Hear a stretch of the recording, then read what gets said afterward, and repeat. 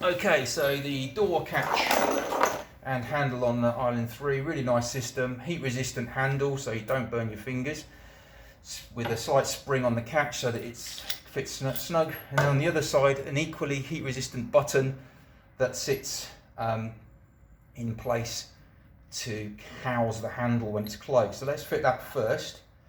So simple bolt through the door and the threading onto the button. Word of caution, because the button on this side is made, or the catch, whatever you like to call it, is made from a sort of like a Teflon type, I don't know, heat resistant plastic. But if you over tighten it, you will strip the threads on this. So there really is no need to over tighten it. Okay, let's do the other side. So in terms of how this goes on, you've got, hopefully you're seeing this on the camera, this is like a locking washer. That's the catch that's going to be inside. That's the spring that's going to be inside. And then there's our handle. So we're going to put our handle in there. Depending on spacing requirements, sometimes you'll have extra washers. In this instance, we didn't get an extra washer from the factory. So this is our system in its entirety. Right. Just something to bear in mind. Okay, let's just show you this. So the catch needs to be, look, where's the, you see where the handle is? So if the handle's at 12 o'clock, the catch, as you're looking from this side, is at 9 o'clock, okay?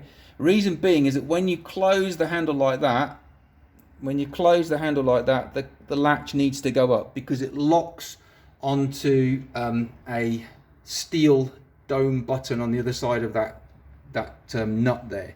So just make sure that's the right way around when you reassemble. Okay, let's just reassemble this. Okay, so here's my latch on the inside of the door. So then this little washer is shaped to go over the spindle like so, and then this, I think it's a 17mm nut, tightens up, and then what you do is you tighten this to the point where we've got a little bit of spring.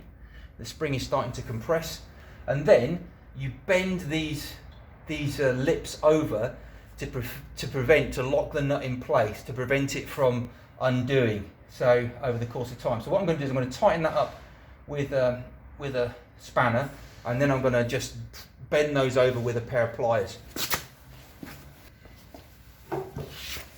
Right, use the adjustable one.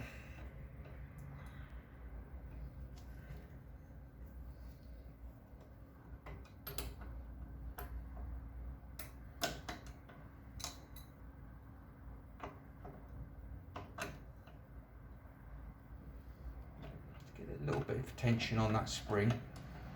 What we can do is we can then just close the door and see how we feel. This is obviously designed to be adjustable to suit, to suit the amount of tension that you want.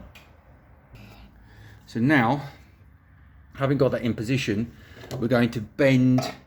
We're just going to press the washer in so that it will then grip the nut, and will not allow the nut to unscrew over the course of time.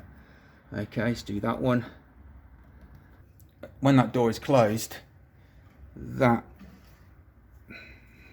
will latch onto that. That feels nice and tight. Okay, put a little bit of copper grease on that. Also, make sure these are nice and tucked down.